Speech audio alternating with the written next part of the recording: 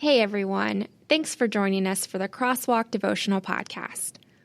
Over the years, our editorial team at crosswalk.com has written these devotionals, observing truths we see at the intersection of faith and life. We're thrilled to offer them to you now in podcast form.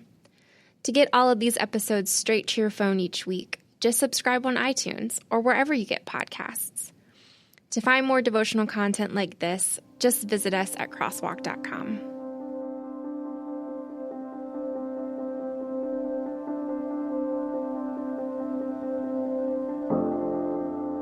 Would You Friend the Apostle Paul? By Mike Pullman. Read by Sean McAvoy. 2 Timothy 1, 16 and 17. May the Lord grant mercy to the household of Onesiphorus, for he often refreshed me and was not ashamed of my chains. But when he arrived in Rome, he searched for me earnestly and found me. In the church today, we need more people like Onesiphorus. He's one of those biblical characters that can be easily overlooked, as we tend to focus on the giants of Scripture: Abraham, Moses, David, Peter, Paul, etc. Consider, for example, what we learn of Onesiphorus in 2 Timothy 1, 15 through 18. You are aware that all who are in Asia turned away from me, among whom are Phygelus and Hermogenes. May the Lord grant mercy to the household of Onesiphorus, for he often refreshed me, and was not ashamed of my chains. But when he arrived in Rome, he searched for me earnestly and found me. May the Lord grant him to find mercy from the Lord on that day. And you well know all the service he rendered at Ephesus. 3 things in particular about Onesiphorus stand out. 1. When everyone else abandoned Paul, Onesiphorus went to him. Onesiphorus was not one to just go along with the crowd. He risked ridicule, mockery, and scorn to actually go against the prevailing tide of popular opinion regarding Paul. 2. Onesiphorus was not dissuaded by initial difficulties. So many of us have great idealism until it gets hard. Then we turn away. Not Onesiphorus. When he arrived in Rome and could not find Paul, the apostle commends Onesiphorus' perseverance. When he arrived in Rome, he searched for me earnestly and found me. Beautiful. What a friend. 3. Onesiphorus was not ashamed of Paul.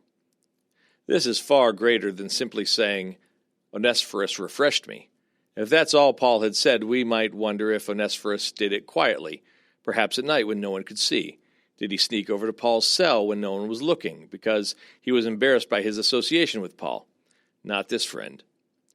Paul, with perhaps the same tears I have welling up in my eyes as I type, wrote that Onesiphorus was not ashamed of my chains.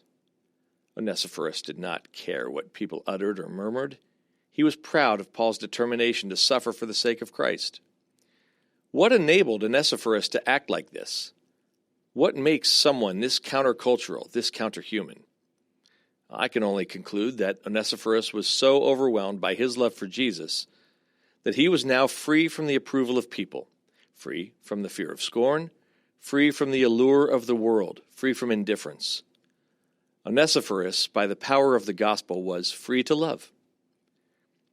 What I see in Onesiphorus is the embodiment of Galatians 5:6, namely, faith working through love.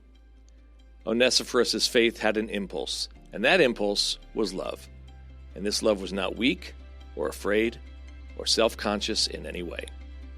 God, help me to love like this. Intersecting faith and life. What things might I do this week to demonstrate my love for a dear friend, family member, or stranger?